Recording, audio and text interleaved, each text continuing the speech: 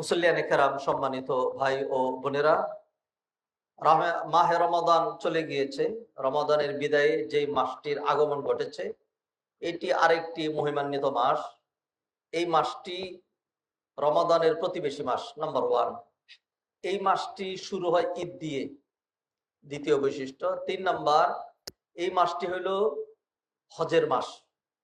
হজের মাস 3টা। কোরআনে আল্লাহ বলছেন আল হাজ্জু আশহুরুম মালুমাত। রমাদানে কেউ যদি বাংলাদেশ থেকে, পৃথিবীর কোন স্থান থেকে অথবা মক্কার বাহির থেকে এহরাম করে মক্কায় ঢুকে এরপরে হজ করে, তাহলে তার পক্ষে কোনোদিনই এই হজটাকে হজ্জে কেরান অথবা হজ্জে তামাত্তু বানানো সম্ভব নয়। কারণ তার এই উমরাটা কাউন্ট করা হবে না, যেহেতু এটা হজের মাসে করা হয়নি। হজের নির্দিষ্ট সময় আছে, সময়ের আগে সেটা করতে হবে।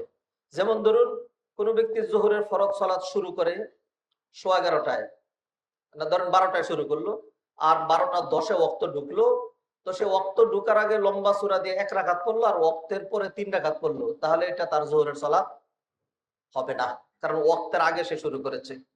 শাওয়াল মাস হলো হজের মাস। সুবহানাল্লাহ। হজের মাস 3টা। কোরআনে আল্লাহ বলছেন আল হাজ্জু আশহুরুম মালুমাত। শাওয়াল, জিলকাদ, জিলহজ, এই 3টা মাস। তাহলে আমরা কোন মাসে আছি বুঝতেই পারছি, মহিমান্বিত মাস। নাম্বার 4, এই মাসটি এক্সট্রা একটা মর্যাদা মণ্ডিত মাস, বিশেষ আমলের মাস। এক এক মাসের মর্যাদা এক এক দিক থেকে। চোখের গুরুত্ব এক দিক দিয়া, নাকের গুরুত্ব বুঝি নাই, আর হার্টের গুরুত্ব বুঝি কম, কিডনির গুরুত্ব মোটেও নাই। এরকম কি? এক একটার গুরুত্ব এক এক দিক দিয়ে। 10টা কিডনি একসাথে করলেও সাদা, কালো, লাল এগুলি কিছুই বুঝবে না, চোখে দেখবে না। আর 1000 কর্ণ একসাথে করলেও এটা নাসিকার কাজ করবে না। 10 লক্ষ নাসিকা একসাথে করলেও একটা চোখের কাজ তাকে দিয়ে হবে না। যার যার কাজ তার তার কাছে, প্রতিটা আলাদা দিক দিয়ে গুরুত্বপূর্ণ। রমাদান এক দিক থেকে মহিমান্বিত, মুহররম মাস আলাদা আরেক দিক থেকে মহিমান্বিত, শাওয়াল মাস অন্য দিক থেকে মহিমান্বিত। এই মাসে নবীজি সাল্লাল্লাহু আলাইহি সাল্লাম বিশেষ আমলের কথা বললেন। নবীজি বললেন মান সামা রমাদান সুম্মা আতবাহু বিসিত্তিন মিন শাওয়াল, যে ব্যক্তি মাহে রমাদান সিয়ামের মাধ্যমে উদযাপন করলো, এরপরে সেটার সাথে জোড়া লাগালো কিভাবে? শাওয়াল মাসে আরো 6টা। কিভাবে? একটা না, 2টা না, 3টা না, 6টা না। টানা বুঝেন তো, এক টানে 6টা করে ফেলেন, নিলে একটা না। 3টা করলেন, আবার একটু সময় নিলেন, আবার 3টা করলেন, 2টা না। 2টা করলেন, আবার একটু সময় নিলেন, আবার 2টা করলেন, একটু সময় নিলেন, আবার 2টা করলেন, 3টা না। একটা করলেন, রেস্ট নিলেন, আরেকটা করলেন, ভেঙে ভেঙে করলেন, 6টা না। যেমনি করেন একদম ফুল স্বাধীনতা দিয়ে দেওয়া হয়েছে। লাভ কি? লাভ হলো যেটা আপনারা ব্যাখ্যা জানেন, আমরা সাধারণত যেই ব্যাখ্যাটা আপনাদেরকে শুনিয়ে থাকি, দুর্বল ব্যাখ্যা, এটা প্রথম শোনাই। সেটা হলো কি, নবীজি বলছেন যে ব্যক্তি মাহে রমাদানের সিয়াম পালন করলো, নেক আমলের প্রতিদান 10 গুণ। তাহলে 1 মাস রোজা রাখছে, 10 মাস কভার হয়ে গেছে। বছরে মাস হলো 12টা, 2 মাস বাকি আছে, সেই জন্য তাকে আরো 6টা রাখতে হবে। তাহলে 6 কে যদি আপনি 10 দিয়ে গুণ দেন, তাহলে 6 × 10, 60 দিন। 60 দিনে 2 মাস, তাহলে পুরো বছর রোজা রাখার শামিল। এটা একটা ব্যাখ্যা। মানে রমাদানে রোজা রাখলেন আর এই মাসে 6টা রোজা রাখলে সারা বছর আপনি রোজা রেখেছেন, এই মর্মে আল্লাহর রেজিস্টারে ফেরেশতারা লিখে রাখবেন যে এই লোকটা সারা বছর রোজা পালন করেছিল। সুবহানাল্লাহ। এটা হলো সবচেয়ে দুর্বল ব্যাখ্যা। কেন দুর্বল ব্যাখ্যা? কারণ হলো এইখানে রোজাটার ফজিলত আমরা 10 গুণ বর্ণনা করেছি। কত গুণ? 10 গুণ। এটা কি আসলে এরকম? না, এরকম না। নবীজির আরেকটা হাদিসে যাই, তাহলে ব্যাখ্যাটা ক্লিয়ার হবে। নবীজি সাল্লাল্লাহু আলাইহি সাল্লাম বললেন আল আমালু ইনদাল্লাহি সাবআ, আল্লাহর নিকট আমল হলো 7 রকম। আমল 7 রকম। তার মধ্যে একটা আমল আছে তাওহীদ, নির্ভেজাল ঈমান, সহিহ আকীদা। এইটা নিয়ে কেউ যদি খালি কোন রকম আল্লাহর নাম নিয়ে গড়াই ওই পারে যাইতে পারে, তাহলে এই তাওহীদের কারণে তার জন্য জান্নাত ওয়াজিব হয়ে যাবে। 2 নাম্বার, জঘন্য আমল, সাংঘাতিক জঘন্য শিরিক। একটা শিরিক, যে শিরিক, আর শিরিক তো খুব খারাপ। একটা শিরিক নিয়ে মারা গেল, সে কোথায় যাবে? জাহান্নামে যাবে। আল্লাহ মাফ করুক, নামাজ পড়ে রোজা রেখে, রমজান মাস রোজা রেখেও আমরাও যে জাহান্নামে যাবো তার চিন্তা করছেন? তিতা লাগবে খেলে? কেউ যদি মনে করে জনগণ সর্বময় ক্ষমতার অধিকারী, এটা শিরকি আকীদা। সর্বময় ক্ষমতার অধিকারী আল্লাহ সুবহানাহু ওয়া তাআলা। আল্লাহর বিষয়টাকে আপনি জনগণের কাছে এনে দিবেন। সব ক্ষমতা, সর্বময় ক্ষমতা। যদি বলেন আমি তো এটা নিয়ত করি নাই, ইন্ডিকেট করি নাই, বুঝি নাই, না বুঝলে ফিরে আসেন। যদি ভুল হয়ে থাকে তাহলে তওবা করেন, ছেড়ে দেন এটা। হ্যাঁ, সর্বময় আন্নাল কুওয়াতা লিল্লাহি জামিআ, সর্বময় ক্ষমতার অধিকারী আল্লাহ সুবহানাহু ওয়া তাআলা। একটা ছোট্ট উদাহরণ দিলাম আর কি। নির্বাচনে দাঁড়ানোর আগেই যে বাবা শাহজালাল অলিরা মারা গেলে তো তাদের পাওয়ার বাইরে যায়। আগে তো ওইখানে কিছু কাজ করতো, এখন পাওয়ার এত বাড়ছে, নির্বাচনে কে পাশ করবে কে পাশ করবে না ওইখান থেকে বলে দেওয়া হয়, যা তর্ক দিয়ে দিলাম। তো সেই জন্য ওইখান থেকে শুরু করতে হয়, সিলেট থেকে শুরু করতে হয়। যারা এটা করে মুশরিক, শিরিক। এইগুলি হলো তিতা তিতা শিরিকের কথা। এখন অন্য শিরিকের কথা কইলেন যে হুজুর এইগুলি করেন, এগুলি করেন না। হ্যাঁ, অন্য শিরিক আছে। মান তাআল্লাকা তামিমাতান ফাকাদ আশরাকা বিল্লাহ। আল্লাহর কসম, এটা আমি বলিনি, এটা নবীজি বলছেন, ডাইরেক্ট নবীজির জমান। কেউ যদি যে তাবিজ ঝুলালো সে শিরিক করলো। এখন আপনি ব্যাখ্যা করবেন, কারণ ব্যাখ্যা না করলে তো সম্ভব না, ব্যাখ্যা তো করাই লাগবে। কারণ হইলো ব্যাখ্যা কারে বলে, ফার্সিতে বলে মুল্লা আবাসাদকে চুপ না বাসাদ। মূল্য হইলো ওইটা যেটা চুপ করবে না, যেইটাই বলবেন। কারণ সারা জীবন পড়তে পড়তে লাউ কিলা কুলনা, হ্যাঁ, এমন বক্রতা চলে আসে যে কোনো ব্যাখ্যা করাই লাগবে। চুটকি স্বরূপ বলি তবু হিকমত নেওয়ার জন্য এক মোল্লারে দাওয়াত দেওয়া হয়েছে। আগে তো এইরকমই মোল্লা খাওয়া সর্বস্ব ছিল, আল্লাহ মাফ করুক। নেককারদেরকে খাওয়ানো ভালো, তবে খাওয়া সর্বস্ব হওয়া ভালো না, যে মানুষের বাড়িতে খেয়ে খেয়ে বেড়াই, আল্লাহ মাফ করুক। দাওয়াত দিছে, এখন মহিলা চিন্তা করলো যে সর্বনাশ, হুজুর মানুষ, আল্লাহওয়ালা মানুষ, স্বামী যখন একটু দূরে গেছে তাড়াহুড়া করে আসবে, হুজুর হুজুর আপনি নেককার মানুষ জানি, একটা কথা না বললে পারতেছি না, আমার স্বামী আবার চলে আসবে, তখন বলা যাবে না। বললো যে আমার স্বামী একটা চুর। হ্যাঁ, সর্বনাশ, আমি চুরের বাড়িতে খাই না। আশ্চর্য বিষয় হলো খালি চোর না, এই যে মুরগিটা পাক করছে এই মুরগিটা চুরি করে আনা। সর্বনাশ, এখন তো হুজুরের পেটে কিছু যাবে না। এখন হুজুর একটা ব্যাখ্যা দিলেন যে শোনো, সাবধান, দাওয়াতে আসছি, দাওয়াত না খেয়ে চলে যাও, এটা খারাপ। হ্যাঁ, তবে মানে ইয়া করবা, ওই যেই মশলা টসলা আলু টালু এইগুলি কি না, এগুলি চুরি করা না, এগুলি হালাল পয়সা দেখি না। তাইলে ঠিক আছে, আমার জুল দিবা, আলু দিবা, গোস্ত টুস্ত দিও না। এরপরে যখন ডালতে নিছে তখন দেখলো যে গোস্ত আটকায় দিছে। তখন হুজুর বলতেছে আপসে আপসে जो आता है उसको छोड़ दो। নিজে নিজে যেটা চলে আসছে এটা ছেড়ে দাও, ওইটার আটকানো দরকার নেই। কারণ এই ব্যাখ্যাটা যদি আমি না দেই তাহলে আমার পেটটা ভরছে না। নিজের পেটটা বড় বানানোর জন্য ভালো ভালো ব্যাখ্যা আমরা জানি। একটা কথা আপনার বিরুদ্ধে বলি নাই, সব কথা আমি আমার বিরুদ্ধে বলেছি। একটা কথা আপনার বিরুদ্ধে বলিনি, আমার নিজের বিরুদ্ধে কথাটা আমি বলেছি। এরকম অনেক অভিনব ব্যাখ্যা আপনি আমাদের কাছে পাবেন। তো সেই জন্য আমার এই ব্যাখ্যা যদি আমি না দেই, আরে তাবিজ শিরিক মানে কি, কেউ যদি পাথর ঝুলায়, কেউ যদি সেটা করে, সেইগুলো শিরিক। কিন্তু কেউ যদি আমার মতো হুজুরের কাছ থেকে এসে নেয়, আমি তো কোরআনে আয়াত লিখে দেবো, আমি তো হাদিস লিখে দেবো, এইটার শিরিক না। এই ব্যাখ্যাটা অন্তত যদি আমি আমার হাতে না রাখি, তাইলে তো আমার পেটের মধ্যে ওই যে গোশত আটকে যাচ্ছে। এটা ওইখানে ব্যাখ্যা হইলো যে হারাম মুরগির গোশত, চুরির মুরগির গোশত খাওয়া যাবে না, তবে ডালার সময় যদি কোনো পয়রা যায় সেটা জায়েজ। আল্লাহ মাফ করুন, এইগুলো শিরিক, আল্লাহ আমাদেরকে মাফ করুন। হাদিসের মজলিস আবার ফিরে আসছে। আমি একটা বিষয় ধরে আলোচনা করছি, আপনারা জানেন গত সপ্তাহে শুরু করেছিলাম,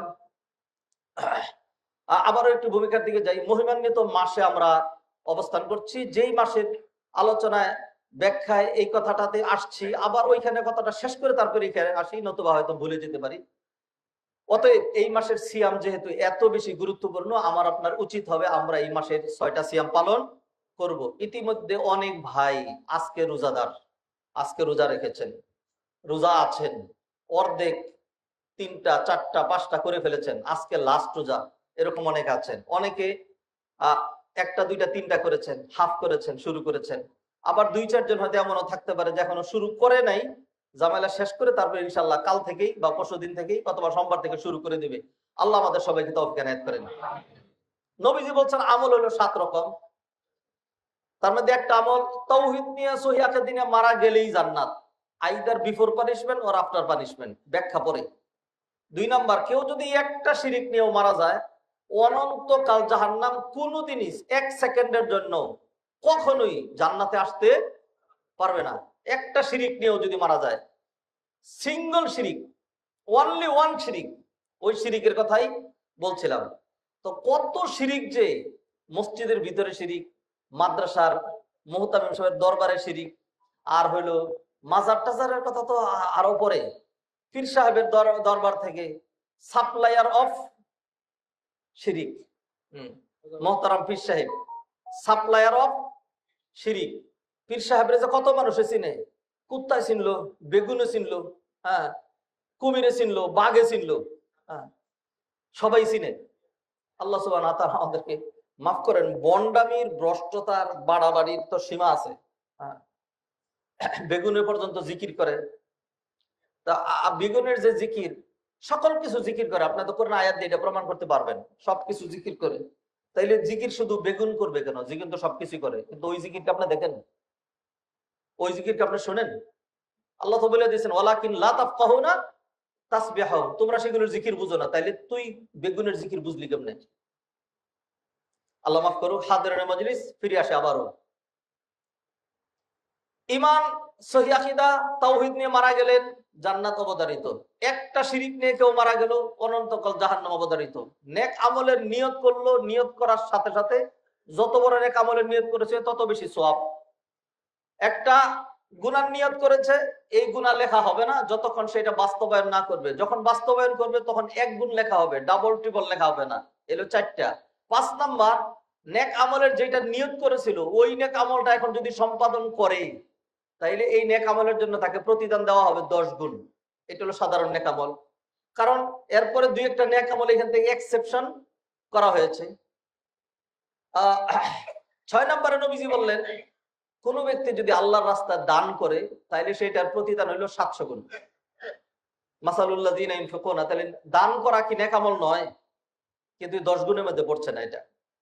মাসালুল্লাযিনা ইনফিকুনা আমওয়ালাহুম ফি সাবিলিল্লাহি কামাসালি হাব্বা, এটা হলো 6 নাম্বার। 7 নাম্বার নবীজি বলেন, আল্লাহ সুবহানাহু ওয়া তাআলা ইরশাদ করছেন, আস-সাওমু লি ওয়া আনা আজজি বিহি, রোজা আমার জন্য, রোজার প্রতিদান আমি আল্লাহ নিজে দেব। কি দিব, কত গুণ দেব, ফেরেশতারা তোমাদের জানা দরকার নাই, জাস্ট লিখে রাখো, আমার বান্দা এই এই সিয়াম পালন করেছিল, পুরস্কারটা আমি আল্লাহ নিজ হাতে দিব। সুবহানাল্লাহ।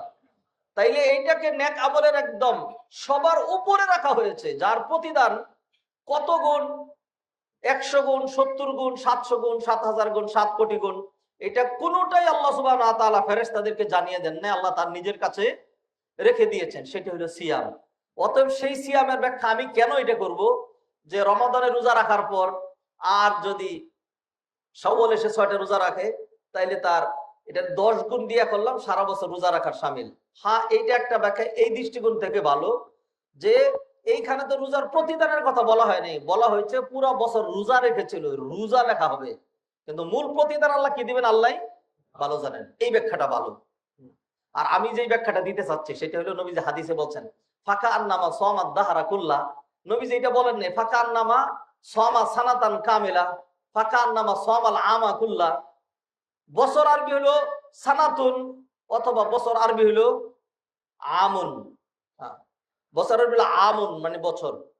ইন্না ইদ্দাতাশ শুহুরি ইনদাল্লাহি 12 শাহরান ফি কিতাবিল্লাহি ইয়াওমা খালাকাস সামাওয়াতি ওয়াল আরদা মিনহা আরবাতুন হুরুম। 12 মাস, 12 মাসে 1 বছর হয়। যাই হোক, বছর আরবি হলো সানা অথবা আম। নবীজি হাদিসে মধ্যে এটা বলেন নাই, নবীজি বলছেন ফাকার নামা সামাদ দাহরা কুল্লা, সে যেন যুগ যুগ ধরে রোজা রাখলো। যুগ কাকে বলা হয়? কোরআন আল্লাহ বলেন, হাল আতা আলাল ইনসান হিন মিনাদ দাহার, মানুষের উপর দিয়ে কি এমন যুগ অতিক্রান্ত হয়নি যখন সে কিছুই ছিল না? তাইলে আমি কিছুই ছিলাম না, এটা কয় বছর? 1 বছর। আমি কিছুই ছিলাম না, মানে আমার বয়স ধরেন 55 ইয়ার্স ওল্ড। হ্যাঁ, প্রত্যেকে তার তার বয়স চিন্তা করেন তো, এর আগে আপনি 1 বছর কিছুই ছিলেন না।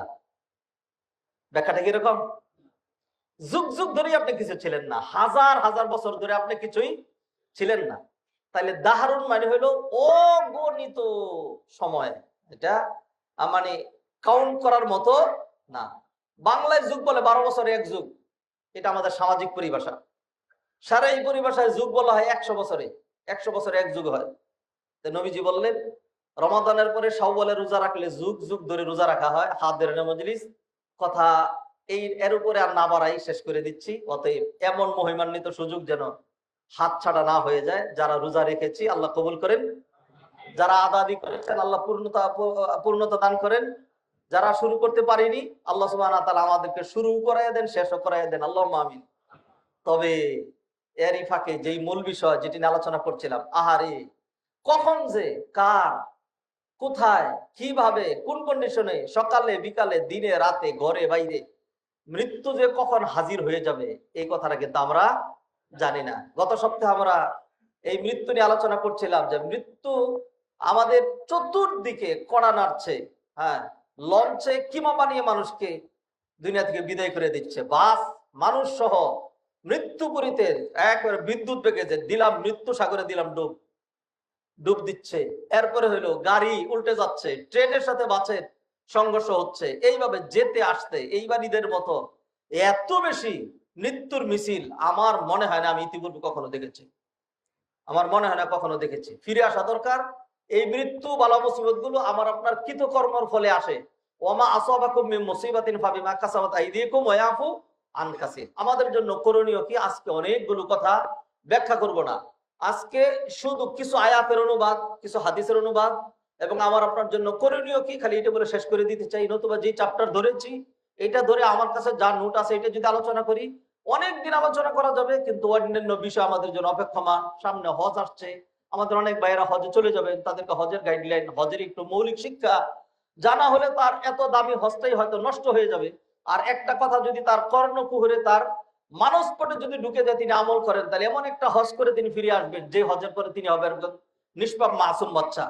তা আমাদের সেইগুলো আলোচনা করা লাগবে। বিধায় আমি কথা বাড়াচ্ছি না, আমি মৃত্যু নিয়ে 2-4টা আয়াতের তাড়াহুড়া করে অনুবাদ, 2-4টা হাদিসের অনুবাদ, ওলামায়ে কেরাম কি বললেন, মৃত্যুর হাকিকতটা কিরকম, এই বিষয়গুলো আপনাদের সামনে অল্প অল্প করে তুলে ধরার চেষ্টা করব ইনশাআল্লাহ।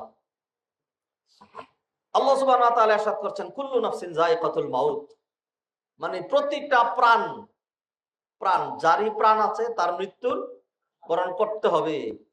আর প্রতিদান দেওয়া হবে আখিরাতের দিনে। দুনিয়াতে আমরা যা আমল করি এটার প্রতিদান দুনিয়াতে দেওয়া হয় না। কখনো কখনো যৎসামান্য দেওয়া হয়, ভালো কাজ করলে আত্মতৃপ্তি পাওয়া যায়। অধিকাংশ ক্ষেত্রে ভালো কাজ করবেন তো তিরস্কারের সম্মুখীন হইতে হবে। আবার প্রসঙ্গক্রমে এই যে এই কারণে সময় লেগে যায়। খালি যদি অনুবাদ করে চলে যাই তাহলে তো আয়াতের থেকে শিক্ষণীয় বিষয়কে তা তো জানলাম না, তো সেখানে একটু কথা বলা লাগে, এই জন্য থামতে হয় আমাকে। কিয়ামতের দিন তোমাদের প্রতিদান দেওয়া হবে, মানে এটা কি? মানে এটা দুনিয়াতে আমল করলাম আখিরাতে প্রতিদান দেওয়া হবে, শেষ কথা এতটুকুনি না। একটু ব্যাখ্যা বিশ্লেষণ করলে আপনি এটা ভালো করে বুঝবেন। সেটা হলো আমরা দুনিয়াতে যে আমল করি আমলটা দুই রকম, একটা হলো ভালো আর একটা হলো মন্দ। অধিকাংশ ক্ষেত্রে দেখবেন যারা মন্দ আমল করে, মন্দ আমল যত বাড়াইয়া দিবে ততই দুনিয়াতে বাহ বাহ, হ্যাঁ, ফুলের মালা, তারপরে হলো রাজ সিংহাসন, এরপরে হলো সুখ সমৃদ্ধি, উন্নতি অগ্রগতি, জমিদারি বাহাদুরি, হ্যাঁ, মিনিস্টারি, সব কিছু তাকে দিয়ে দেওয়া হয়। অথচ খারাপ কাজ করে বেড়াচ্ছেন। পিছনে স্লোগান দেওয়া হয়, যে কথা আমি মাঝে মধ্যে বলে থাকি, অমুক ভাইয়ের চরিত্র আরে ফুলের চেয়েও বেশি পবিত্র, ফুল কত গুনাহ করে কলঙ্কিত, আহা ইন্নালিল্লাহ, তার চরিত্র এত ভালো, মানে চরিত্র এরকম যে এটা আর কলুষিত হওয়ার আর কোনো সুযোগ নাই। এত মহাপবিত্র চরিত্র, আল্লাহ মাফ করুন। এইটা হলো একটা। আর এর উল্টা আপনি যখন কিছু ভালো কাজ করবেন, এই কথাটা আপনাদের জন্য। এর আগেটা যেটা বলছি ওই লোকগুলো তার আমাদের এখানে আসে না।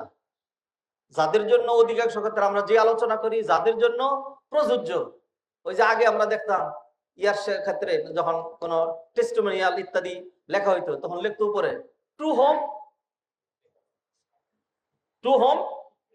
ইট মে কনসার্ন, টু হোম ইট মে কনসার্ন। তো আমার আলোচনা হলো টু হোম ইট মে কনসার্ন। কই তারা? অধিকাংশ তারা নাই। এখন যেটা আলোচনা করছি আপনারা, সেটা কি, আপনি যদি ভালো কাজ করতে চান আর ভালো কাজ অব্যাহত রাখতে চান, আর যদি কখনো আপনি এটা মনে করছেন যে আমাকে মানুষ বাহ বাহ দিতে হবে, আমাকে মানুষ প্রশংসা করবে, আমি এত কিছু করলাম, আমি এটা করলাম, বিনিময়ে তারা আমাকে কি দিল, তারা আমাকে আঘাত করলো, তারা আমাকে ব্যথা দিল, তারা আমাকে কষ্ট দিল, তাইলে ভালো কাজ করতে পারবেন না। আপনাকে রেডি থাকতে হবে যে যদি ভালো কাজ করি তাহলে মানুষ আমাকে কি করবে, তিরস্কার করবে, হ্যাঁ, নিন্দাবাদ করবে, চোর বলবে, এইটা বলবে, সেইটা বলবে, হ্যাঁ, কখনো আমার বিরুদ্ধে মামলা মোকদ্দমা হয়ে যেতে পারে, কত কিছুই তো হয়। যা কিছু হয়, যাই রটে সবই কিছু বটে, এই কথা তো ঠিক নয়। ইউসুফ আলাইহিস সালাম 7 বৎসর অথবা 9 বছর তিনি জেল খেটেছিলেন। সেখানে কি বাস্তবতা ছিল তার জেল খাটা?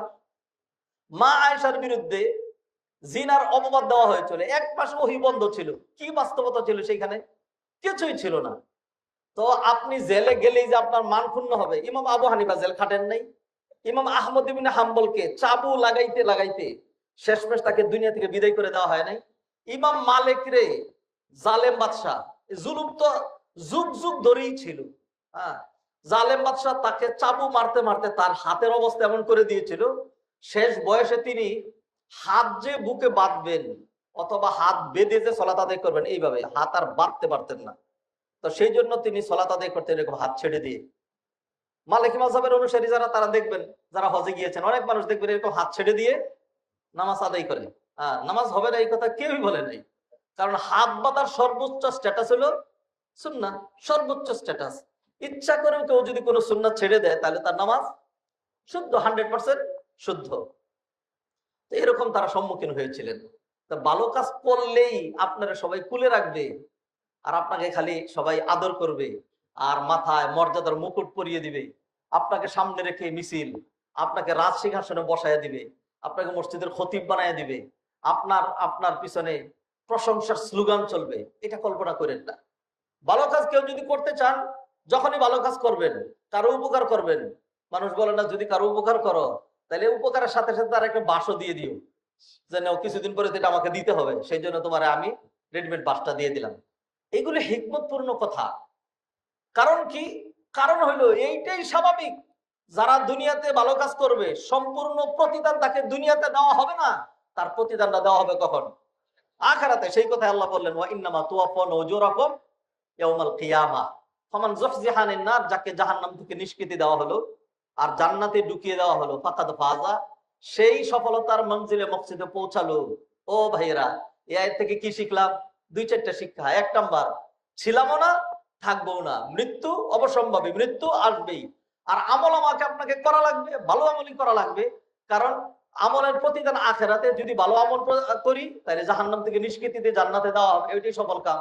আর যদি মন্দ আমল করি তাহলে ওই দিন, হ্যাঁ, প্রতিটা নফস কি পাবে? ইয়াউমা তাজিদু কুল্লু নাফসিন মা আমিলাত মিন খাইরিন মুহদারা ওয়া মা আমিলাত মিন সু, যা ভালো কাজ করছে আফসোস করে বলবে, মালি হাযাল কিতাব লা ইউগাদিরু সগীরা ওয়ালা কাবীরা ইল্লা আহসাহা, এটা কেমন আমলনামা, সগীরা কবিরা কোনো কিছুই তো দেখি ছাড়ে নাই। ওয়াজাদু মা আমিলু হাদিরা, যা যা আমল করেছিল সব সামনেই পাবে। ও ভাইয়েরা, অতএব মৃত্যুর কথা স্মরণ করা লাগবে। আমি আজকে আরো কিছু আপনাদেরকে স্টাডি করে ডাউনলোড করে নিয়ে এসেছি মৃত্যু নিয়ে। আবু বকর রাদিয়াল্লাহু তাআলা আনহু, ওমর, ওসমান, আবু হুরায়রা, আয়েশা রাদিয়াল্লাহু তাআলা আনহা, সাহাবায়ে কেরাম, তাবেঈন, তাবেঈন, সালফে সালেহ, উলামায়ে কেরাম মৃত্যুর হাকিকত নিয়ে কি বলেছেন, ওইটাই তো পুরো এক খুতবা লাগে। হ্যাঁ, যাই হোক, কোরআনের আয়াত দিয়ে শুরু করেছি, কয়েকটি আয়াত, তারপরে কয়েকটি হাদিস, তারপরে ওইদিকে যাবো ধীরে ধীরে ইনশাআল্লাহ। আচ্ছা, আল্লাহ সুবহানাহু ওয়া তাআলা আরেকটা আয়াতে বললেন, আমি যা নোট করা আছে সেখান থেকে স্কিপ করে করে দুই একটা বলছি। ইন্নাকা মাইয়িত ওয়া ইন্নাহুম মাইয়িতুন, নবী হে আপনিও মারা যাবেন, ওয়া ইন্নাহুম মাইয়িতুন, আর তারাও মারা যাবে। তার মানে কি? মৃত্যু নবীকেও ছাড়ে নাই, মরা ছাড়া কোনো উপায় নাই। এই লোকগুলো মানে ভ্রান্ত আকীদা পোষণকারী, যারা মনে করে যা নবীকে মাইয়িত বলা যাবে না। বহুত আমাদের দেশে এই আকীদা পোষণকারী মানুষ, এর দেখবেন যে কখনো মাথা থেকে সবুজ পাগড়ি নামায় না, বিশাল পাগড়ি। হ্যাঁ, কিন্তু তাদের আকীদা হলো নবীজি মারা যান নাই, নবীজি মারা যাইতে পারে না। তাহলে নবীজির জন্য যে হায়াত সাব্যস্ত করছেন, এর কোন ধরনের হায়াত? যদি হায়াতে আবাদি সাব্যস্ত করেন, যেটা আল্লাহ তার নিজের জন্য সাব্যস্ত করেছেন, তাহলে এটার নামই শিরিক। এটার নামই কি? আল্লাহু লা ইলাহা ইল্লাহু আল হাইয়ুল কাইয়্যুম। এটা হলো আল্লাহর বৈশিষ্ট্য। আল্লাহ সুবহানাহু ওয়া তাআলা চিরঞ্জীব, তার জন্য মৃত্যু নাই। আল্লাহ বলছেন ইন্নাকা মাইয়িত, মাইয়িত মানে জীবিত। নিশ্চয় আপনি ও নবী মুহাম্মদ মাইয়িত, ওয়া ইন্নাহুম, আর তারা মাইয়িতুন, মাইয়িতের বহুবচন মাইয়িতুনা, মুসলিমুন এর বহু বচন মুসলিমুনা, আলিমুন এর বহু বচন আলিমুনা, ওয়াও নুন লাগালি জমা হয়, জমা মানে প্লুরাল। হ্যাঁ, ইন্নাকা মাইয়িত ওয়া ইন্নাহুম মাইয়িতুন, নবী হে আপনিও মারা যাবেন। নবীজি সাল্লাল্লাহু আলাইহি ওয়াসাল্লাম এইভাবে মারা গেলেন। মারা যাওয়ার পর ওমর রাদিয়াল্লাহু তাআলা আনহু ভালোবাসার অতি সহ্যে তরবারিটা হাতে নিয়ে বলল যে কার সাহসে বলবো যে নবী মারা গেছে, আয় আমার সামনে। নবীজি সাল্লাল্লাহু আলাইহি ওয়াসাল্লাম কিছুক্ষণের জন্য তাআলা আল্লাহর দরবারে গেছেন বিশেষ কিছু আনার জন্য, আবার তিনি ফিরে আসবেন। কেউ যদি বলছে নবী মারা গেছে, কারণ তার গলার আমি এই তরবারিতে কেটে ফেলবো, একদম গর্দানটা উড়াইয়ে দেবো। তো প্রথম তো এমন ধাক্কা খেয়েছেন, মানুষ যখন বেশি ধাক্কা খায় তখন সুখে কাঁদে, দুঃখে হাসে। মানুষ যখন বেশি ধাক্কা খায় তখন দুঃখে হাসে, পাথর হয়ে যায়। অল্প শোকে কাতর আর অধিক শোকে পাথর, এটা হলো মানুষের নেচার। আবু বকর রাদিয়াল্লাহু তাআলা আসলেন, এসে দেখলেন নবীজি সাল্লাল্লাহু আলাইহি ওয়াসাল্লাম আর স্বাভাবিক অবস্থায় নাই। আবু বকর নবীজির কপালে চুমু খেলেন, এরপরে নিশ্চিত হয়ে গেলেন নবীজি মৃত্যুবরণ করেছেন। এই উম্মতের নবীর পরেই যার মান, তিনি মানে ও তার ওইরকম ভূমিকা পালন করবেন। সমস্ত মানুষকে ডাক দিলেন, এই মানুষের এদিকে আসো, মান কানা ইয়াবুদু মুহাম্মাদান ফাইন্না মুহাম্মাদান কাদ মাত। জেনে রাখো যারা মুহাম্মাদের ইবাদত করত, এরকম কেউ যদি থেকে থাকো নবী মুহাম্মাদের ইবাদত করেছে, তাইলে তার জানা উচিত সেই নবী আর নাই, সেই নবী চলে গিয়েছেন। ওমান কানা ইয়াবুদুল্লাহ, আর যারা আল্লাহর ইবাদত করত, ফাইন্নাল্লাহা হাইয়ুন লা ইয়ামুতু আবাদা, তারা যেন জেনে রাখে আল্লাহ চিরঞ্জীব, তিনি কখনো মৃত্যুবরণ করেন না, করবেনও না। অতএব আমরা যে ইবাদতের উপরে ছিলাম সেই ইবাদতের উপরে আমাদের অবিচল অটল থাকতে হবে। এই ভূমিকা দেওয়ার পরে কোরআনে আয়াত পড়লেন, ওয়ামা মুহাম্মাদুন ইল্লা রাসূল কদ খালাত মিন ক্বাবলিহির রাসূল। মুহাম্মদ তিনি একজন রসুল মাত্র, এর আগেও হাজার হাজার রসুল অতিক্রান্ত হয়েছেন, তারা ছিলেন রসুল, তারাও চলে গিয়েছেন। নবী যেহেতু রসুল, তিনিও থাকবেন না, তিনিও চলে গিয়েছেন। ওমা মুহাম্মাদুন ইল্লা রাসূল কদ খালাত মিন ক্বাবলিহির রাসূল আফা ইম মাতা, তিনি যদি মারা যান, আও কুতিলা, অথবা তাকে মেরে ফেলা হয়, ইনকালাবতুম আলা আকাবিকুম, তাইলে তোমরা তোমাদের পিছনের দিকে ফিরে যাবে। এটা কোরআনে আয়াত। তো ওমর ইবনে খাত্তাব রাদিয়াল্লাহু তাআলা বলছেন, আমার হুঁশ ফিরে আসলো, আমার কাছে মনে হলো যে এই আয়াত কি আজকে নাযিল হইছে, আমি কেমনে ভুলে গেলাম। এরপরে স্বাভাবিক অবস্থায় আসলেন, সব সাহাবীরা মেনে নিলেন। তো যাই হোক, নবীজি সাল্লাল্লাহু আলাইহি সাল্লাম সাইয়্যিদুল মুরসালিন, এত ভালো মানুষ, এত ভালো মানুষ মানে কি নবী, একে কি দিয়ে নবীজির আমি আমি আমি আমি প্রশংসা করব, কি দিয়ে পরিচয় তুলে ধরবো। সাইয়্যিদুল মুরসালিন রাহমাতুল লিল আলামিন, আল্লাহর পরেই যার মর্যাদা, তিনিও তো নাই, তিনিও চলে গিয়েছেন। অতএব এমন একটা ধ্রুব সত্য, ইউনিভার্সাল ট্রুথ, সেইটাকে আমরা কিভাবে ভুলে থাকি, কিভাবে আমরা তার জন্য প্রস্তুতি গ্রহণ করি না। ইন্নালিল্লাহ, কখন যে কিভাবে চলে আসবে কারো জানা নাই। আল্লাহ এর আরেকটা আয়াত, ইযা জাআ আজালুহুম, যখন মৃত্যুর সময় হয়ে যাবে, ফালা ইস্তাখিরুনা সাআতান, এক সেকেন্ড অবকাশ দেওয়া হবে না, ওয়ালা ইস্তাকদিমুন, এক সেকেন্ড আগেও মৃত্যু দেওয়া হবে না। গার্ডারটা এখানে পড়বে, আগের গাড়িতে কেন পড়লো না, পরের গাড়িতে কেন পড়লো না, ওই গাড়িতে কেন পড়লো। এইভাবে আল্লাহ সুবহানাহু ওয়া তাআলার পক্ষ থেকে কি নির্ধারণ করা। আগের বাসটা কেন নদীতে ডুব দিল না, পরেরটা কেন হইলো না, এইটাই কেন হইলো। যে কোনো ভাবে ঘুরে আনবেন যে আল্লাহ সুবহানাহু ওয়া তাআলা সর্বশেষ, এইভাবে আল্লাহর পক্ষ থেকে নির্ধারণ করা। অন্য মানুষের নির্ধারণটা আমরা দেখতে পাচ্ছি, আলোচনা করতে পাচ্ছি, নিজের নির্ধারণটা আলোচনা করতে পারবেন, সুযোগ তো নাই। তাহলে সেই আলোচনার আগেই আমাকে আপনাকে প্রস্তুতি গ্রহণ করতে হবে। আল্লাহ সুবহানাহু ওয়া তাআলা আরেকটা আয়াতে বললেন, শুনেন, সূরা জুমার আয়াত সবসময় তেলাওয়াত করা হয়, কুল ইন্নাল মাউতাল্লাযী তাফিরুনা মিনহু ফাইন্নাহু মুলাকীকুম সুম্মা তুরাদ্দুনা ইলা আলিমিল গায়বি ওয়াশ শাহাদা। নবী হে বলুন, যেই মৃত্যু থেকে তোমরা পলায়ন করছো, পলায়ন করার চেষ্টা করছো, পলায়ন করতে পারবে না, ফাইন্নাহু মুলাকীকুম, ওই মৃত্যু কিন্তু তোমাদেরকে ধরেই ফেলবে। মুলাকীকুম, death lays his icy hand on kings, scepter and crown must tumble down. মৃত্যু রাজাধিরাজ, তাকেও ছাড়ে না, তার উপরেও তার শীতল পরশ বিছিয়ে দেয়। মৃত্যু যে কেউকে তাকে সময় মতো ধরেই ফেলবে, তাকে আক্রমণ করবেই, এটা থেকে বাঁচার কোনো উপায় নাই। অতএব হাদিরিনে মজলিস, সম্মানিত ভাই ও বোনেরা, সালাত সিয়াম এগুলিকে গুরুত্ব তো দিব, এগুলো লাগবে, কিন্তু মৃত্যুকে পাশ কাটিয়ে রেখে, মৃত্যুকে পিছনে রেখে, মৃত্যুকে ভুলে রেখে দিনদারি হবে না। দিনদারির পূর্ণতা, দিনদারির সার্থকতা আসবে না যতক্ষণ পর্যন্ত আমরা বেশি পরিমাণে মৃত্যুর কথা আলোচনা, মৃত্যুর কথা চিন্তা। আচ্ছা একটু ভাবুন দেখি আমার সাথে, এই যে বাড়িটা করার জন্য, এই যে গাড়িটা কেনার জন্য, এই যে জমিটা রেজিস্ট্রি করার জন্য, এই যে ওই কাজটা করার জন্য, ব্যবসাটাকে এক্সপান্স করার জন্য, এই যে আমাদের এত কর্মতৎপরতা, কালকে যদি মরে যাই কি হবে? কি হবে? আমার ছেলে মেয়েরা খাবে। তা আপনি যেই সম্পদগুলো ভোগ করলেন, যা কামাই করলেন, সবটাকে আপনার বাবাই আপনারে দিয়ে গেছিল? কিছুই কামাই করেন নাই। আর আপনি কি এরকমই হতভাগ্য যে সব পঙ্গু ছেলে মেয়ে জন্ম দিচ্ছেন, তারা কিছুই কামাই করবেন না, তাদের কিছুই লাগবে না, সবটা আপনারই কামাই করে দিয়ে যেতে হবে? এইটা হলো মানুষের জন্য একটা ধোঁকা, যেই ধোঁকা তাকে কপাল পুড়ে দিয়ে দুনিয়া থেকে বিদায় করে দিবে, যাতে সে জাহান্নামে যেতে পারে। আমরা মনে করি যে ঠিক আছে, আমি তো বুঝি, খালি হুজুররা কইলেই হইলো, খালি শায়েখরা বুঝাইলে হইলো, হ্যাঁ সব সম্পদ আমি নিয়ে যাবো না, আমার সম্পদ আমার ছেলে মেয়েদেরকে দিয়ে যেতে হবে না, আমি কি তাদেরকে ফকির বানিয়ে যাবো নাকি? হ্যাঁ, নবীজির হাদিসে এটা আছে যে তুমি তোমার সন্তানদেরকে ভিক্ষুক বানায় যাওয়ার চাইতে তুমি যদি তাদেরকে কিছু দিয়ে যাও এটা ভালো। তো এটা কি পরিমাণ লাগবে আপনার? আমাদের দেশের রূঢ় বাস্তবতায় যদি বলি, যারা নাকি রাষ্ট্রের সম্পদগুলো চুরি করে, বাংলাদেশের 1000 মানুষের কাছে বাংলাদেশের সম্পদের অর্ধেকের বেশি 1000 মানুষের কাছে, অর্ধেকের বেশি 1000 মানুষের কাছে। আর কত লাগে? এরপরও কি চুরি চামারি তারা বন্ধ করেছে? এই শুনলাম যে এই ফান্ডের মধ্যে এত কোটি টাকা আছে, একদিন পরে এই টাকাগুলো নাই। এই ব্যাংকের মধ্যে এত সোনা আছে, কয়েকদিন পরে সোনা তামা হয়ে যায়। একটা একটা দারুণ অভিনব চমৎকার দেশে তো আমরা থাকি, সোনা তামা হয়ে যেতে পারে, হ্যাঁ, যে কোনো কিছু উদাও হয়ে যেতে পারে, আজীব রকম অবস্থা। বাইরে খেয়াল করেন, আল্লাহর রস্তে বলছি, সম্পদ লাগবে, মানুষের কাছে হাত পাতা এটা খুবই খারাপ। আপনি সম্পদ অর্জনের চেষ্টা করবেন, ইন্ডাস্ট্রি করা হারাম না, ব্যবসা করা হারাম না। আপনি সম্পদ যদি আপনার না থাকে, আপনি মাদ্রাসা মসজিদ পরিচালনা করবেন কি দিয়ে? জাকাত দিবেন কি দিয়ে? হ্যাঁ, সুন্দর চলবে কি দিয়ে? আপনি করবেন, মানে হলো এমন যেন না হয় সেইটার জন্য মরিয়া হয়ে আপনি এমন ভাবে ছুটলেন, হালাল হারামের তুয়াক্কা করার, নামাজ পড়ার, রোজা রাখার, তারপরে সৎকর্ম সম্পাদন করার কোনো সময় নাই, আমি ব্যস্ত, নামাজ জমা করে রাখেন না, ব্যবসা আছে, খালি কথা বলে আপনার, খালি খামা যান আপনার মসজিদ, আপনি যান, নামাজ আপনার নামাজ আমি যান, আমার কাজ আছে না, আমার ব্যবসা বন্ধ করে দেবো।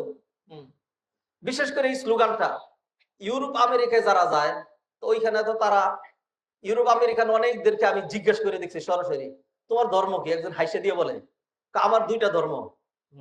দীর্ঘক্ষণ তার সাথে বলছে জার্মান ভাষায়, আমার ধর্ম দুইটা। আমি দুইটা ধর্ম কেমন? একজন একটা ধর্ম হবে, একটা আমার একটা ধর্ম হলো আমার আমার স্ত্রী আমার বউ, এটা হলো তার কথা একটা। আর একটা ধর্ম হলো আমার আরবাই, হ্যাঁ, আরবাই মানে হলো জব, আমার কাজ, আমার কাজ হইলো আমার ধর্ম। আর হইলো যৌনতার পূজারী আমরা, হ্যাঁ, বিদায় পাগল পারা হইয়া যতদিন আছে ততদিন যেমনে পারি এটা চর্চা করি, এই দুইটি আমার ধর্ম। অধিকাংশ মানুষ সে তার ধর্মের স্বীকার করে না, বলে আমার কোনো ধর্ম নাই। জার্মানি, অস্ট্রিয়া, সুইজারল্যান্ড এই ধরনের আশেপাশের কান্ট্রিগুলিতে এরা খুব রক্ষণশীল। যখনই স্বীকার করবে সে খ্রিস্টান, তখন তার চার্চের একটা ট্যাক্স আছে, এটা তাকে দিতে হবে তার ইনকাম থেকে, হ্যাঁ, 2% বা কোনো 1% দিতে হবে। সেই জন্য খামাখা চার্চে কেন তারা দিবে? হ্যাঁ, কারণ এই চার্চ তো কোনো ভালো কাজ করে না, এটা তো তারা জানে। তো সেই জন্য যাতে এটা দিতে না হয়, যখন ধর্মেরই আসে ধর্ম লিখতে হয়, তখন সে লেখা আমার কোনো ধর্ম নেই, ফলে তার উপর কি আসে না, কোনো ইয়ে আসে না, সত্য কথা একদম। হ্যাঁ, ট্যাক্স আসে না, এটা তার দিতে হয় না। এরপরে চার্চ গুলো কি অবস্থা গিয়ে দেখেন, আপনি ইংল্যান্ডে গিয়ে দেখেন, আমি নিজে দেখে নামাজ পড়ে তারপরে বলছি, হ্যাঁ, চার্চ গুলো কি বিশাল চার্চের মতোই, এটা মসজিদ, মুসলমান এখানে নামাজ পড়ে। চার্চটা আস্ত চার্চটা ধরে মুসলমানরা কিনে নিয়েছে। হ্যাঁ, এখন এটা বিভিন্ন হিকমার কারণে ওলামায়ে কেরামের দেশে ভাঙা দরকার নেই, থাকুক। হ্যাঁ, জাস্ট এটার কর্মকাণ্ড চেঞ্জ করে দিলেই হলো, কর্মকাণ্ড চেঞ্জ করে যেগুলি একদম আকীদার সাথে সাংঘর্ষিক, ক্রুসেড ঝুলানো, ক্রুসেডটা নাই, হ্যাঁ, কিন্তু এটা স্ট্রাকচার এরকম রয়ে গেছে, মুসলমান নামাজ পড়তেছে। এই চার্চটাই বিক্রি হয়ে গেল কেন? কারণ হলো সরকার, সোসাইটি, মিউনিসিপাল কর্পোরেশন তারা চিন্তা ভাবনা করে দেখছে যে এটার উপরে যেই লস যাচ্ছে, এই লসটা কে দিবে? কেন সম্পদ নষ্ট করবো? তো ফলে এটা বিক্রির উদ্যোগ নেওয়া হলো। কে কিনবে এটা? হ্যাঁ, তখন মুসলমান উদ্যোগ হয়েছে, আমরা এটা কিনা আমাদের এবাদতখানা, আমাদের মুসল্লা, আমাদের মসজিদ বানাবো। অসংখ্য, আপনি গিয়ে দেখে আসেন, অথবা আপনার আত্মীয় থাকলে ফোন করে যে আমাদের খতিব সাহেব আজকে একটা এমন এক কথা বললেন যে এটা আগুনের বাড়িতে সিদ্ধ হয় না, আসলে কি সত্যতা আছে নাকি যাচাই করে পর আগামী জুমার আগে আমার সাথে দেখা করেন যে সত্য কিনা। এই এই অবস্থা।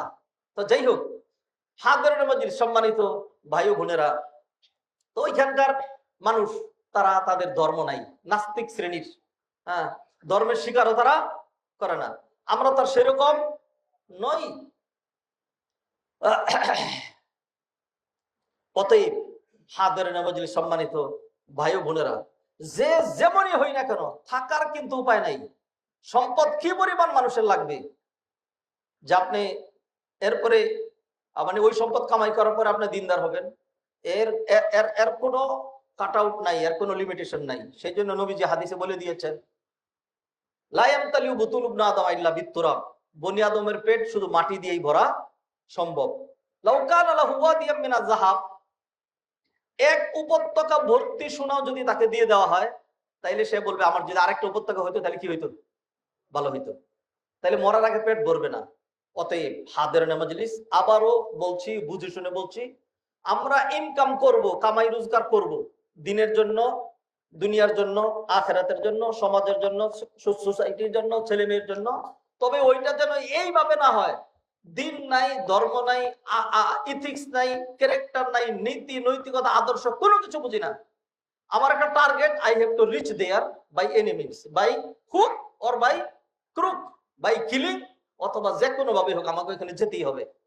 এরকম যদি টার্গেট হয় তাহলে সেইটাই নিষিদ্ধ। যদি টার্গেটটা এটা হয় যে আদর্শ বুঝি না, আদর্শ আমার ক্ষমতা চাই, আমার কি চাই, ক্ষমতা চাই।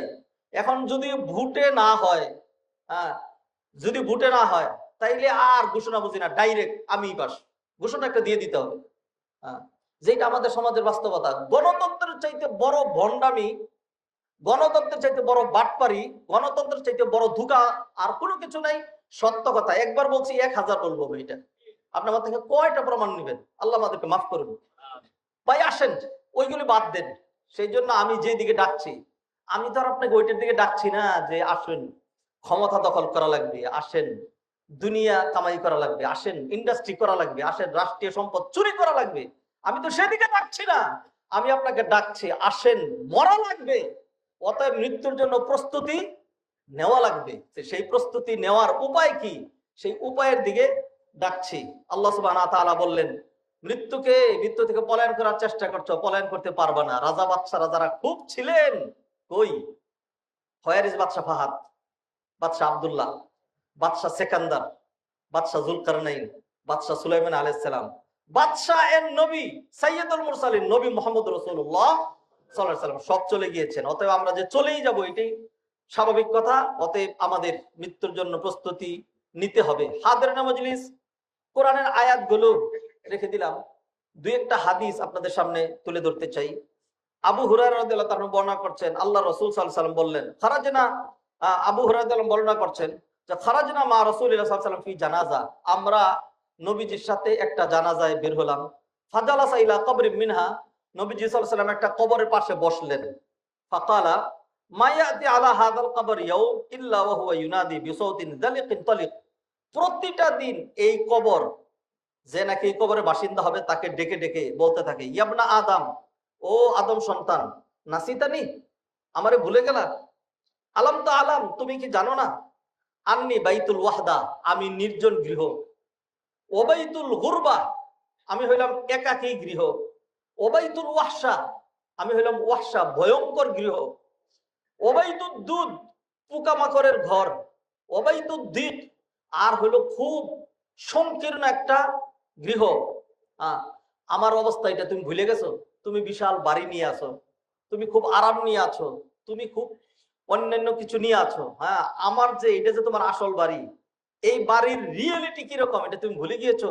কবর প্রতিদিন এইভাবে অন্তত 5 বার ডেকে ডেকে তাকে বলতে থাকে। কিন্তু কবরের এই ডাক গতকালকে আমরা কে কে শুনেছি?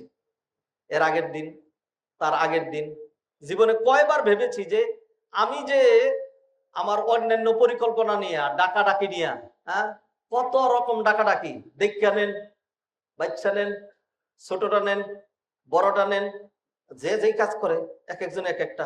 আমরাও তো প্রত্যেকেই প্রত্যেকে তার তার ব্যবসার দিকে, তার তার বাজারের দিকে, তার তার আয়ের দিকে, তার তার ইনকামের দিকে আমরা ফেসবুকে দিচ্ছি, ওইখানে করছি, এটা করছি, সেটা করছি। দুনিয়াকে ঘিরে আমরা কে কাজ না করছি, প্রত্যেকেই করছি। কিন্তু এর পাশাপাশি প্রতিদিন আহা আমার যে আসল বাড়ি, আহা আমাকে যে ডাকা হচ্ছে, আমার কাছে স্মরণ করে দেওয়া হচ্ছে যে কবরের রিয়েলিটি কিন্তু এরকম না। এসিওয়ালা, বিছনাওয়ালা, তারপরে হলো এখন তো আরো কত রকম ওই কি করে মানুষের যে রুমটা, এটাকে আগে তো বাড়ি বানাইলে হইতো, এখন বাড়ির যে কত রকম কত কি আছে, তার মধ্যে একটা নাম হলো ইন্টেরিয়র। হ্যাঁ, ইন্টেরিয়র। এই ঘরের ভিতরে ইন্টেরিয়র করা লাগে কত ভাবে, তাকাইলেই শুইলেই যেন মনে হয় যেন আমি জান্নাতের মধ্যে আছি। ভাইজা বুঝলেন না, আমি যখন শুয়ে থাকবো উপরে বাঁশগুলো দেখবো, হ্যাঁ, খেজুরের পাতাগুলো দেখবো, চাটাইগুলো দেখবো, ধুলা দেখবো, ডাইনে মাটি বামে মাটি, নিচে মাটি উপরে মাটি। এই কথা কেউ যদি ভাবতে না পারে, তাহলে তিনি যতই দামি দামি জায়নামাজে চেষ্টা করেন, দামি কার্পেটের মধ্যে, মসজিদের কার্পেট এটা পুরানো হয়ে গেছে, আরো ভালো করা যায় না? সবের জন্যই আপনি প্রস্তাব করলেন যে এই কার্পেটটা কিনেন, তো অনেক টাকা লাগবে। কত বেশি লাগবে? 10 লাখ টাকা বেশি লাগবে। আচ্ছা ঠিক আছে, 10 লাখ টাকা আমি দিয়ে দেবো। টাকা তো আছে আলহামদুলিল্লাহ, খুব ভালো। এই যে এত কিছু যে আমরা এখানে চিন্তা করছি, এইটার নাম বড় দিনদারি না। বড় দিনদারি হইলো আহারে আমার মাথার নিচে বালিশ থাকবে না, উইঠা যে সোফার মধ্যে, তার মধ্যে এমন একটা সোফা লাগবে, আমি যখন হেলান দিব, হেলান দেওয়ার সাথে সাথে আমার মাথাটা একটু নিচে যাবে, পাটা একটু করে উঠবে, আবার পাটা নিচে নামবে, মাথা উঠবে, এরকম দুলতে থাকবো। আরামকে থাক। আহা ইন্নালিল্লাহ। কবরকে যে চিন্তা করতে পারবে না, কবরকে যে ভাবতে পারবে না, সালফে সালেহের বক্তব্য সামনে নিয়ে আসবো, তারা কিভাবে এগুলোকে মূল্যায়ন করেছেন। কোনোদিনই তার দিনদারি পূর্ণ হবে না। নবীজি সাল্লাল্লাহু আলাইহি ওয়াসাল্লামের আরেকটা হাদিস, কাফা বিল মাউতি ওয়াইজান। খতিব সাহেব কি ওয়াজ করবে ছাতার মাথা, ওয়াইজরা কি ওয়াজ করবে, এগুলো আসল ওয়াজ না। কাফা বিল মাউতি ওয়াইজান, সবচেয়ে বড় ওয়াজের নাম হলো মৃত্যু। একটা মৃত্যু থেকে কেউ যদি ওয়াজ না নেয়, সে কোত্থেকে ওয়াজ নেবে? তাইলে যে ডালাও ডালাও ডজন ডজন মৃত্যু আমাদের সামনে হয়ে যাচ্ছে, এইগুলো থেকে যদি ওয়াজ নিতে না পারি, তাহলে ওয়াজ নেওয়ার কোনো জায়গা নেই। ওয়া কাফা বিল ইয়াকিনি গিনান। ওয়ানিল বারা ক্বালা কুন্না মা রাসূলুল্লাহ ফি জানাজা ফাজালাসা আলা শাফিরিল কবর ফাবাকা হাত্তা বাল্লাত সারা সুম্মা ক্বালা ইয়া ইখওয়ানি লিমিসলি হাদা ফাআইদ্দু। রাওয়াহু ইবনে মাজাহ। বারা ইবনে আযিব তিনি বলেন রাদিয়াল্লাহু তাআলা আনহু, নবীজির সাথে ছিলাম কোন একটা জানাজায় অথবা কোন একটা কবরের পাশে। তখন তিনি ফাজালাসা আলা শাফিরিল কবর, একটা কবরের কিনারে তিনি বসলেন। এরপরে বসে নবী মুহাম্মদ রাসূলুল্লাহ সাল্লাল্লাহু আলাইহি ওয়াসাল্লাম ক্রন্দন করতে শুরু করলেন, চোখের পানি পড়তে পড়তে। হাত্তা বাল্লাত তারা, তারা মানে মাটি, নবীজির চোখের পানি দিয়ে মাটি ভিজে গেল একদম। নবীজির চোখের পানি দিয়ে মাটি ভিজে গেল। এরপরে নবীজি বলেন সুম্মা ক্বালা ইয়া ইখওয়ানি, ও আমার ভাইয়েরা, লিমিসলি হাযা ফাআইদ্দু। এই যে কবর দেখতে পাচ্ছ, এই কবরের জন্য প্রস্তুতি গ্রহণ করো, এই কবরের জন্য প্রস্তুতি গ্রহণ করো। কত গুরুস্থানের পাশে দিয়ে চলে যাই, গুরুস্থান গাড়ি চালায়া বীর দর্পে বিদ্যুৎ বেগে চলে যাচ্ছি, অথবা হেঁটে পাশে দিয়ে চলে যাচ্ছি। মা শুয়ে আছেন, বাবা শুয়ে আছেন, দাদা শুয়ে আছেন, আত্মীয় স্বজন শুয়ে আছেন। হৃদয়টাকে একটু টাচও করে না, কেমনে টাচ করবে? টাচ করা কি এতই সহজ? আমি যদি আমার মোবাইলটাকে প্লাস্টিকের কভার দিয়া, অন্যান্য কিছু দিয়ে পলি দিয়া একেবারে সুন্দর করে আটকায় দিই, এখন বৃষ্টির মধ্যে দিয়া পুকুরের ভিতরে সাঁতরে চলে যাচ্ছি, কোনো টেনশন নাই, কারণ আমার মোবাইলে পানি টাচ করবে না। পাপের ফলি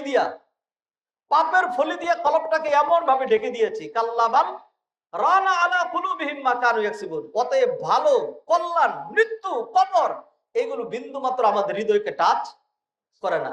যদি কবর আপনার হৃদয়কে টাচ না করে, যদি মৃত্যু আপনার হৃদয়কে নরম না করে, তাইলে আপনি বুঝবেন আপনার মোবাইল যেরকম প্লাস্টিক দিয়ে আপনি মুড়াই ফেললে পানি আর টাচ করতে পারে না, ঠিক তদ্রুপ পাপ আপনার হৃদয়টাকে এমন ভাবে মুড়াই ফেলেছে, এখন আর সেটা আপনার কবর কি, আপনার মৃত্যু, কবর এবং আখিরাতের ভয়াবহতা কোনো কিছু আপনাকে টাচ করতে পারছে না। আল্লাহ সুবহানাহু ওয়া তাআলা আমাদেরকে এই কথাগুলো থেকে শিক্ষা গ্রহণ করার তৌফিক এনায়েত করেন।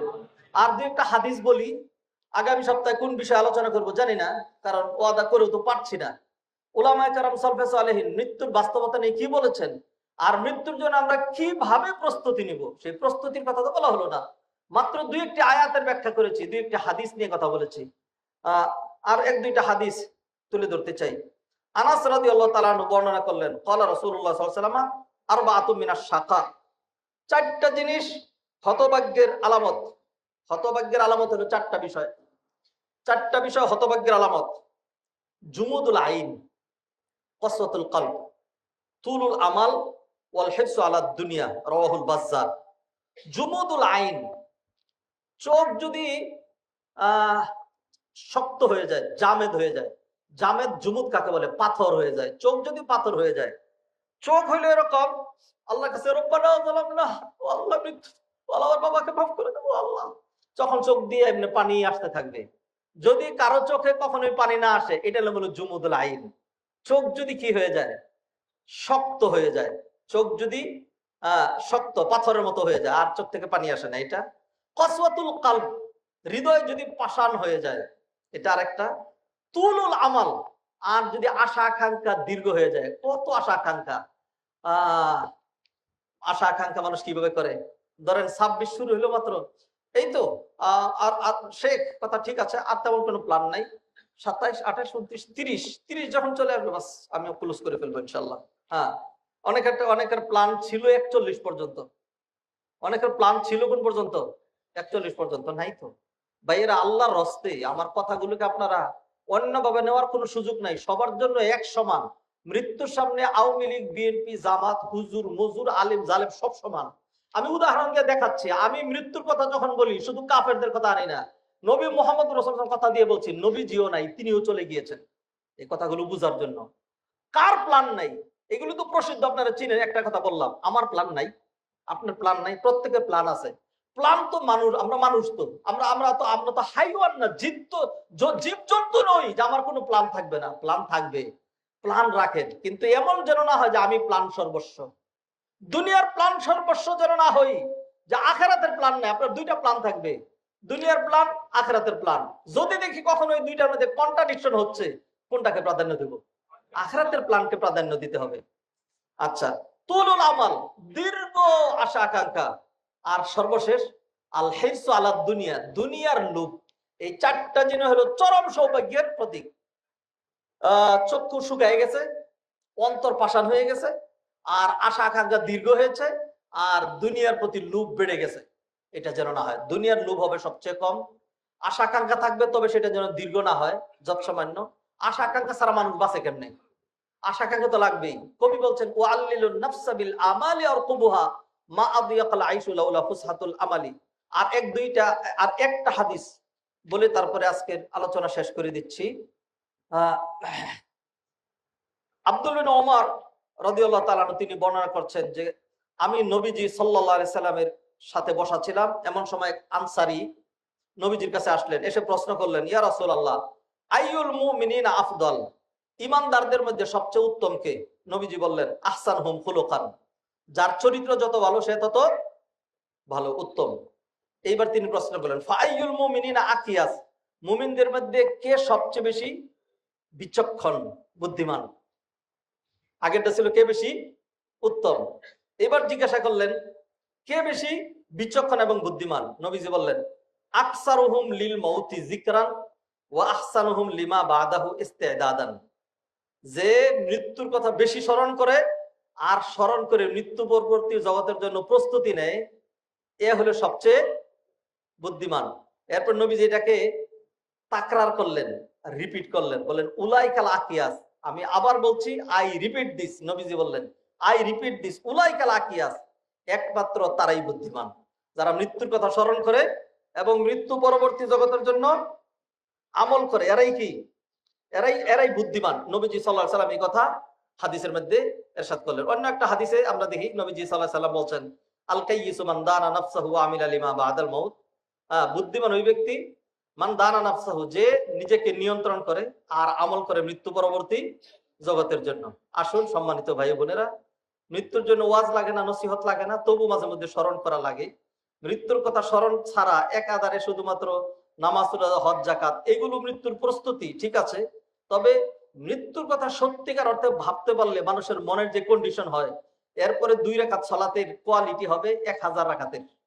আর একটা সিয়ামের কোয়ালিটি হবে 1000 সিয়ামের। সেই জন্য মৃত্যুর আলোচনা করা লাগে, দান সদকা। কারণ হইলো আপনার আমলের যে কোয়ালিটি এটা বাড়বে কখন? আপনার কলবের কন্ডিশন অনুযায়ী। মৃত্যুর স্মরণ ছাড়া আপনার কলবের কন্ডিশন ভালো হবে না। আল্লাহ সুবহানাহু ওয়া তাআলা আমাদেরকে বেশি বেশি মৃত্যুর কথা স্মরণ করে মৃত্যু পরবর্তী জগতের জন্য নেক আমলের মাধ্যমে প্রস্তুতি গ্রহণ করার তৌফিক এনায়েত করেন। আকুলু কওলি হাযা ওয়া আস্তাগফিরুল্লাহ লি ওয়া লাকুম ওয়া লিসাইরিল মুসলিমিন ফাস্তাগফিরুহু ইন্নাহু হুয়াল গফুরুর রহিম।